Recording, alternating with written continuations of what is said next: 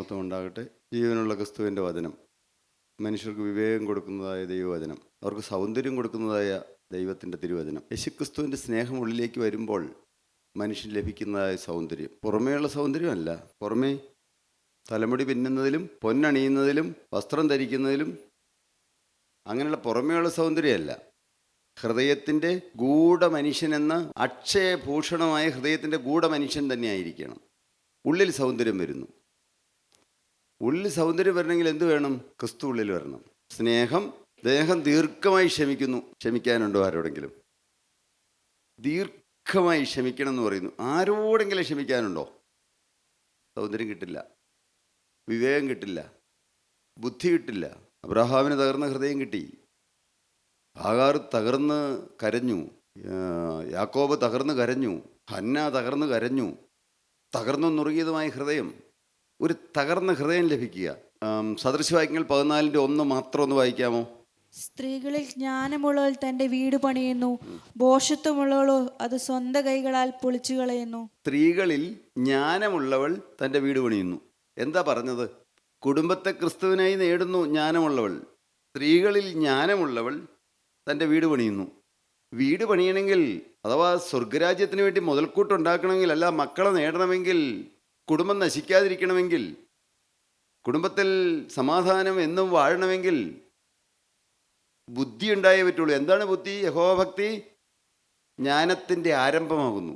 ജ്ഞാനമുള്ളവൾ തൻ്റെ വീട് പണിയുന്നു. ഭർത്താവ് കുടിച്ചു കൂത്താടി നടന്ന് വലിയ പ്രശ്നം ഉണ്ടാക്കുന്ന പല ഭർത്താക്കന്മാരുമുള്ള കുടുംബത്തിലുള്ള സ്ത്രീകൾ, അവർ തിരിച്ചു വന്നാൽ, ഭർത്താവ് കുടിച്ചിട്ട് വന്നു കഴിഞ്ഞാൽ തിരിഞ്ഞു നോക്കൂല അദ്ദേഹത്തിന് നേരെ. 2 വായി തോന്നുന്നതെല്ലാം വിളിച്ചു പറയും. ആ മനുഷ്യൻ്റെ അടുത്തേക്ക് പോലുമില്ല. അദ്ദേഹത്തിന് ഭക്ഷണം എടുത്തു കൊടുക്കുക പോലുമില്ല. ആ മുറിയിൽ നിവൃത്തി വേണ്ടി കയറുക പോലുമില്ല. അങ്ങനെയുള്ളവളുടെ പേര് താഴെ പറഞ്ഞേക്കണേ, ഭോഷത്വമുള്ളവളോ. ഭോഷത്വമുള്ളവൾ. ഭോഷത്വം പ്രവർത്തിക്കുന്ന സ്ത്രീ എന്തു ചെയ്യുന്നു? വീട് പൊളിക്കുന്നു, വീട് മുടിക്കുന്നു, വീട് നശിപ്പിക്കുന്നു. സ്ത്രീ വീടിൻ്റെ വെളിച്ചമാണ്. സത്യം. ഒരു സ്ത്രീ ഒരു സൗമ്യതയും സാവധാനതയും ദൈവഭയവും ദൈവസ്നേഹവും ഉള്ള ഒരു വ്യക്തിയാണെങ്കിൽ ആ കുടുംബം അനുഗ്രഹിക്കപ്പെടും. 100 വട്ടം സത്യമാണ് പറയുന്നത്. ഒരു ഭാര്യ എങ്ങനെയായിരിക്കണം, ഒരു സ്ത്രീ എങ്ങനെയായിരിക്കണം, സ്ത്രീ ഒരു കുടുംബത്തിൽ എങ്ങനെ കുടുംബം പണിയണം, വീട് പണിയണം, ജ്ഞാനമുള്ളവളായിരിക്കണം. ക്രിസ്തു ഹൃദയത്തിൽ വരണം. അപ്പോൾ തന്നെ ക്ഷമ വന്നു പോകും. സ്നേഹം, സന്തോഷം, സമാധാനം, ദീർഘക്ഷമ, അതോടെ എല്ലാം വരികയാണ്. ദയ വരുന്നു. ആരെങ്കിലും കരയുന്ന കാണുമ്പോൾ അറിയാതെ കരഞ്ഞു പോകുന്നു. ക്രിസ്തു ഉള്ളിലുള്ളപ്പോൾ. അതാണ് തകർന്ന ഹൃദയം എന്ന് പറയുന്നത്. തകർന്നും നുറുങ്ങിയതുമായ ഹൃദയത്തെ ദൈവം നിരസിക്കുകയില്ല. മനുഷ്യർ വിലമതിച്ചില്ലെന്ന് വരും. നിങ്ങൾ യേശുക്രിസ്തുവിനെ നേരിട്ട് പിടിക്കുന്നവരാണ്. ക്രിസ്തു മാത്രം, വേറെ ഒന്നിലേക്കും നിങ്ങൾ പോകരുത്.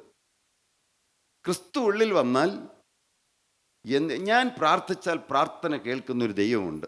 ഏതെങ്കിലും ദൈവദാസൻ പ്രാർത്ഥിച്ചാലല്ല. അതുകൊണ്ട് ദൈവദാസന്മാരോടും ദൈവദാസിമാരോടും പറയേണ്ടെന്നാണോ പറഞ്ഞതിൻ്റെ അർത്ഥം?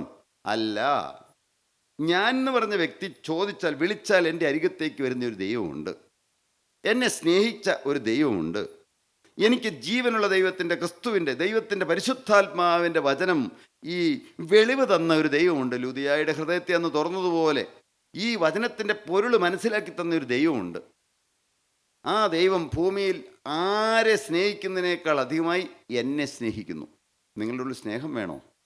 ജ്ഞാനം വേണോ? വിശുദ്ധി വേണോ? വിശ്വസ്തത വേണോ? നിങ്ങൾക്ക് വീട് പണിയണോ?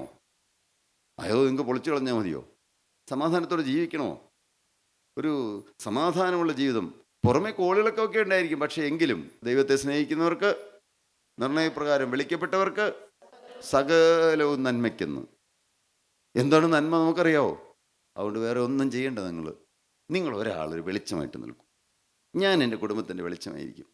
ഞാനൊരാൾ പഴയ പോലെ ആയിരിക്കില്ല. ഞാൻ എൻ്റെ ഭർത്താവിന് തണുപ്പ് കൊടുക്കുന്ന വ്യക്തിയായിരിക്കും. എൻ്റെ ഭർത്താവ് ബന്ധപ്പെട്ട് പല കാര്യങ്ങളൊക്കെ ആയിട്ട് ദേഷ്യം പിടിച്ചോ വീട്ടിലേക്ക് വരുമ്പോഴത്തേക്കും അന്നേരം അയ്യോ കുഞ്ഞുങ്ങൾ അത് ചെയ്തു, കുഞ്ഞുങ്ങൾ ഇത് ചെയ്തു, ഇന്ന് മൊത്തം അവിടെ പ്രശ്നമായിരുന്നു, ഇന്ന പ്രശ്നമായിരുന്നു, അങ്ങനെയൊന്നും പറഞ്ഞ് അങ്ങനെയുള്ളതിനാണ് ഭോഷത്വം എന്ന് പറയുന്നത്. ജ്ഞാനം വേണം, ദൈവിക ജ്ഞാനം. പ്രാർത്ഥിക്കാം, തലകൾ വണക്കാം. സ്തോത്രം. നല്ല ദൈവമേ, വാഴ്ത്തപ്പെട്ട കർത്താവേ, ഈ മനോഹരമായ ദിവസം തന്നതിനായി സ്തുതി. കർത്താവേ, ഞങ്ങൾ ബുദ്ധിയില്ലാത്തവരാണ്, ഭോഷത്വമുള്ളവരാണ് കർത്താവേ. എന്നാൽ കർത്താവേ, അവിടുത്തേക്ക് ഭോഷത്വമുള്ളവർക്ക് ജ്ഞാനം തരുവാൻ സർവശക്തനാണെന്ന് ഞങ്ങൾ വിശ്വസിക്കുന്നു. കാരണം തിരുവചനം പറയുന്നു, നിങ്ങളൊരുത്തന് ജ്ഞാനം കുറവാകുന്നുവെങ്കിൽ ഫൽസിക്കാതെ, ആരെയും ശപിക്കാതെ, ആരെയും കുറ്റം പറയാതെ എല്ലാം ഔദാര്യമായി തരുന്ന ദൈവത്തോട് യാചിക്കട്ടെ എന്ന്. കർത്താവേ, ഇപ്പോൾ ഞങ്ങൾ ഒരുമിച്ച് തിരുസന്നിധിയിലേക്ക് വരികയാണ്. യാചനയോടെ ഞങ്ങൾ തിരുസന്നിധിയിൽ വന്ന് നിൽക്കുകയാണ്. ഞങ്ങൾ ഭോഷത്വമുള്ളവരാണ് കർത്താവേ. ഞങ്ങൾക്ക് ബുദ്ധിയില്ല കർത്താവേ, ഞങ്ങൾക്ക് ജ്ഞാനമില്ല കർത്താവേ, ഞങ്ങൾക്ക് വകതിരിവില്ല കർത്താവേ, ഞങ്ങൾക്ക് വിവേകമില്ല കർത്താവേ, ഞങ്ങൾക്ക് സ്നേഹമില്ല കർത്താവേ. കർത്താവേ, ഞങ്ങൾ ഇതുവരെയും ക്ഷമിക്കാത്ത പല കാര്യങ്ങളും ഉണ്ട് കർത്താവേ. കുറ്റം പറയുന്ന പ്രകൃതം ഞങ്ങൾക്കുണ്ട് കർത്താവേ.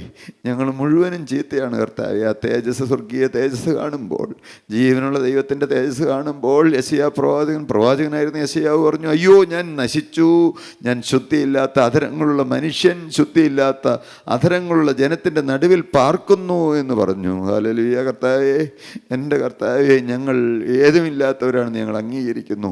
ഞങ്ങൾക്കൊരു തകർന്ന ഹൃദയം തരണമേ, ഒരു പുതിയ ഹൃദയം തരണമേ, പരിജ്ഞാനമുള്ള ഹൃദയം തരണമേ. അതിനാണല്ലോ കർത്താവേ അവിടുന്ന് ഞങ്ങൾ വിളിച്ചു ചേർത്ത്. ഇപ്പോൾ ഞങ്ങളുടെ മധ്യത്തിലേക്ക് അവിടുന്ന് വന്നിരിക്കുന്നതിനായി സ്തുതി. ആണിപ്പോഴുള്ള കരവും നീട്ടിക്കൊണ്ട് കർത്താവേ, ഇപ്പോൾ എല്ലാവരെയും അനുഗ്രഹിക്കാനായി ഓടി നടക്കുന്ന അത്ഭുത സ്നേഹത്തിനായി സ്തുതി. കർത്താവേ, തിരുവസ്ത്രത്തിൻ്റെ തൊങ്ങലൊന്ന് തൊട്ടപ്പോൾ രക്തസ്രാവം നിന്നതായ അനുഭവം സത്യമായി ഞങ്ങൾ വിശ്വസിച്ചുകൊണ്ട് തിരുസന്നിധിയിലേക്ക് വരുന്നു. കർത്താവേ, ഇപ്പോൾ തിരുവസ്ത്രത്തിൻ്റെ തൊങ്ങലൊന്ന് തൊടുവിക്കാതെ കർത്താവേ, ആരെയും പറഞ്ഞയക്കരുതേ. സമാധാനം കൊണ്ട് എല്ലാവരെയും നിറയ്ക്കണമേ. അവിടുത്തെ തിരുരക്തം എല്ലാവരെയും തൊടുവിക്കണമേ. ആവശ്യക്കാരുടെ കർത്താവേ, കണ്ണുനീരുമായി വന്നിരിക്കുന്ന, രോഗം കൊണ്ട് വിഷമിക്കുന്ന കർത്താവേ, ഇനി ഒരു ആശ്വാസത്തിന് വകയുണ്ടോ? ഇനി എൻ്റെ രോഗം മാറുമോ? ഇനി എൻ്റെ കുഞ്ഞിനൊരു രോഗം മാറി ഒരു ശോഭനമായ ഭാവി ലഭിക്കുമോ എന്നോർത്ത് ഏങ്ങലടിച്ചുകൊണ്ട് വന്നിരിക്കുന്നവരുണ്ടല്ലോ കർത്താവേ. അവരുടെ മേലാണിപ്പാടുള്ള കരം വെക്കണമേ. അവിടുന്ന് തലോടണമേ. പൊന്നുകരങ്ങളിലേക്ക് ഞങ്ങളെല്ലാം ഏൽപ്പിക്കുന്നു. എല്ലാവരെയും ആശ്വസിപ്പിക്കണമേ, എല്ലാവരെയും തലോടണമേ കർത്താവേ. എല്ലാവരെയും സമാധാനം കൊണ്ട് നിറയ്ക്കണമേ, ജ്ഞാനം കൊണ്ട് നിറയ്ക്കണമേ. ഭോഷത്വം ഇനി ഒരിക്കലും ഞങ്ങളുടെ ജീവിതത്തിൽ വരാതെ ഞങ്ങളെ തന്നെ വേലി കെട്ടി കാക്കുവാൻ കർത്താവേ, തിരുരക്ത കോട്ടയ്ക്കുള്ളിൽ ഞങ്ങൾ മറച്ചു പിടിക്കണമേ. യേശുവിൻ നാമത്തിൽ പ്രാർത്ഥിക്കുന്നു, കേൾക്കണമേ. ആമീൻ.